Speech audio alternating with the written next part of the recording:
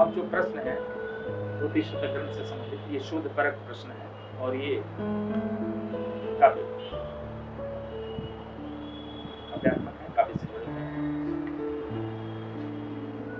इसमें वैद्य साहब एक स्थान पर आप लिखते हैं इन सभी चीजों का विश्लेषण परक और शोध परक करने के शोध बिंदुओं को कहते हैं। अब मुझको गोपन रखना है, चित्त वृत्ति का चादर का उपयोग सही आया है होगा। वैद्य साहब, आपका स्वभाव तो ऐसा है कि सामान्य से सामान्य घटना को आप गोपन नहीं रख पाते, वो बड़ी आसानी से प्रकट हो जाती है। आप बताएं कि लगभग 20 वर्ष पूर्व लिए गए इस संकल्प पर आज आप कितना सफल हो गए? समझाने में आपका प्रश्न जो है वो दो क्षेत्रों में हिट कर रहा है।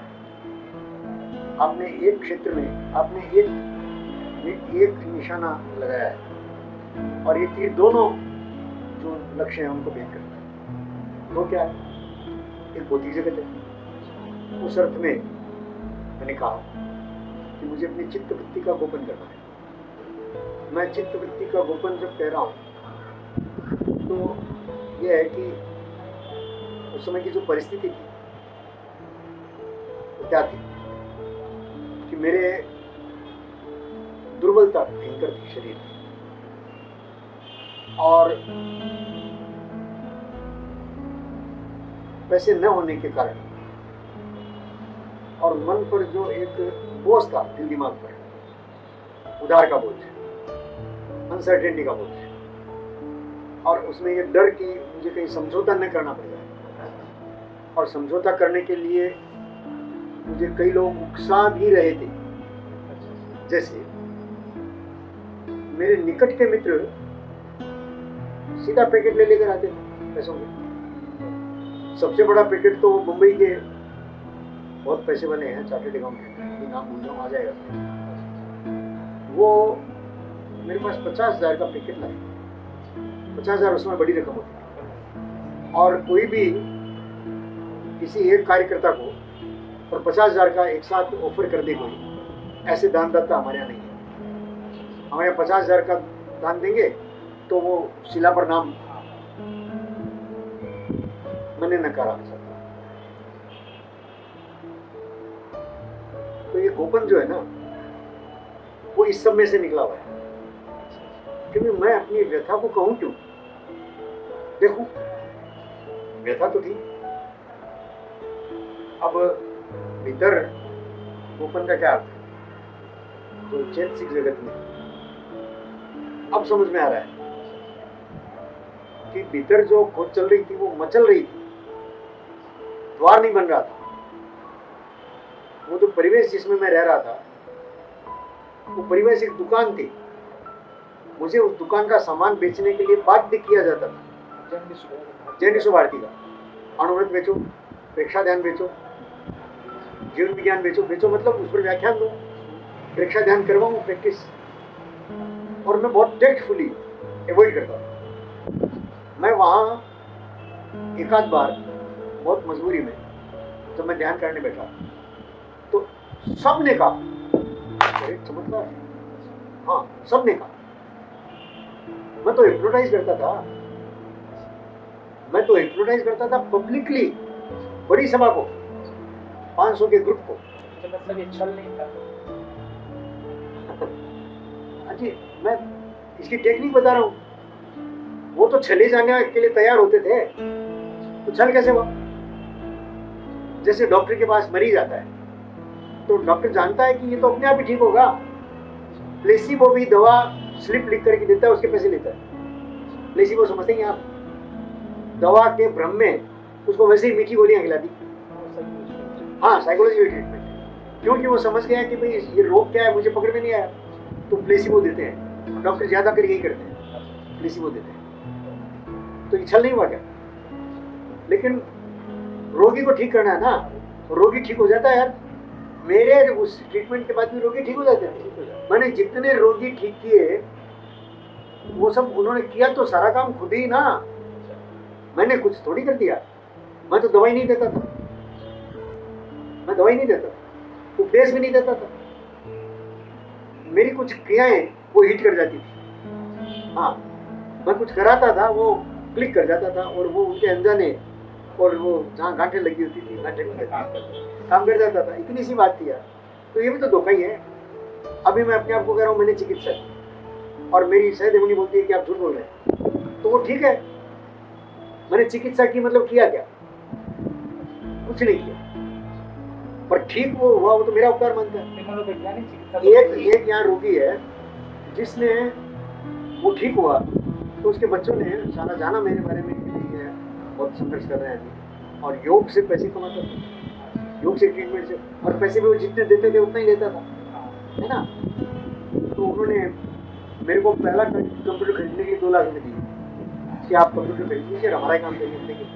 तो 3-4 कंप्यूटर मैंने बिठाए घर में ही अपने पलंग को मैं तो फेंक रहा था, और शादी का पलंग था तो पत्नी ने मेरी साडू के यहाँ भेज दिया था, तो उन्होंने शायद उनकी संभाल रखा। तो मैं, आप जो मुझ पर ये कह रहे हैं कि अब छल नहीं था, वो हिप्नोटाइज करने वाला, अरे वो इलाज था भैया, इलाज करता था मैं। इलाज क्या? क्योंकि तात्कालिक रूप से सारे लोग अपने विचारों के द्वंद्व में उलझन लिए ही रहते हैं, सबके मन में भरी है यहाँ जितने लोग बैठे हैं। अब ये कोई ऐसी बात नहीं है कि जिसको पढ़ने के लिए MA BA या PhD करना पड़ेगा। आप भी जानते हैं, ये भी जानते, सब जानते हैं। मैं ये जानता हूँ कि अगर मैं उनको आधे घंटे भी अगर इस झंझावात से मुक्त कर दूँ और सुला दूँ तो चैन से ऐसी सोए नहीं है योग निद्रा। हिप्नोटाइज वो योग निद्रा ही है।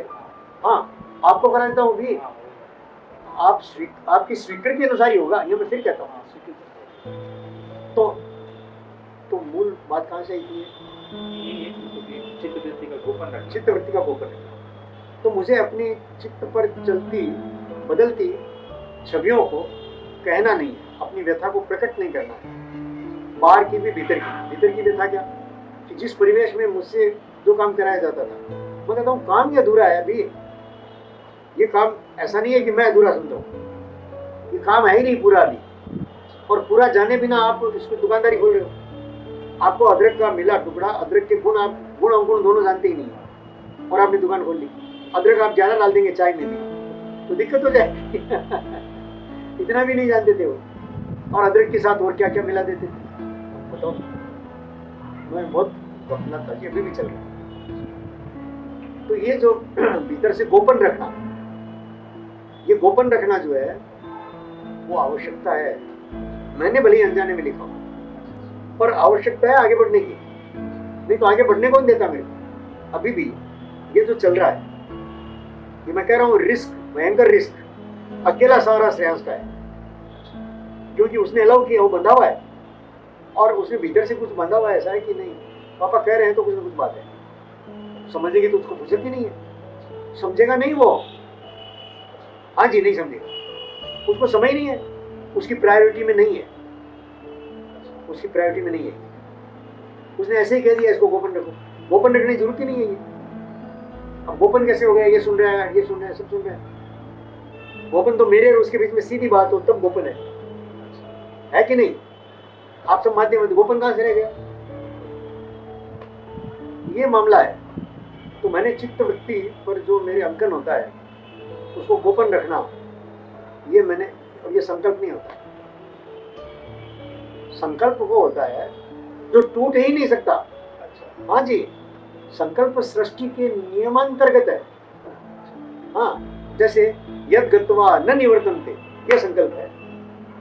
अब मैं वापस नहीं जा सकता, अब मैं जो कह रहा हूं इसके सिवा नहीं कह सकता, और इसमें यह भी कह रहा हूं कि पूरा नहीं कह पा रहा हूं, मजबूरी है।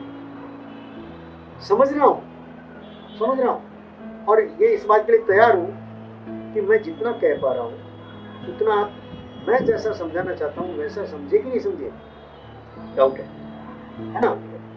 पूरा तो नहीं समझे, लेकिन मैं तो पूरा समझता हूं बोलते समय, और दोबारा सुनता हूं।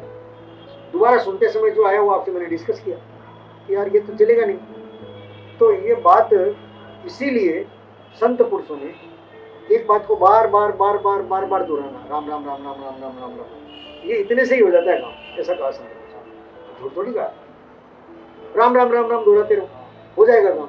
लो, और कितने बड़े बड़े लोगों ने गाया है, उन्होंने सिद्ध किया है। सिद्ध किया है। हाँ ऐसा बोलो आप। अब खाली एक दो अक्षर का मंत्र है जिसको बार बार बोलना, तो मैं तो इतनी लंबी चौड़ी बकवास कर रहा हूँ यार, इसको तो बार बार कहना ही पड़ेगा। और मैं ये कह रहा हूँ अभी तक मैं भी समझा नहीं हूँ, मैं यात्रा में हूँ और ये प्रोसेस में और समझ रहा हूँ, ये प्रोसेस में और समझ रहा हूँ, और इसलिए कृतज्ञ हूँ। तो मेरी बकर बकर ये सुनता है, आप सुन लेते हैं, ये सुन लेते हैं, बकर बकर ही है यार, और क्या है, कुछ नहीं हो। अरे भैया मैं पूरा समझा ही नहीं हूँ तो बकर बकर ही होगी ना, सीधी सी बात है।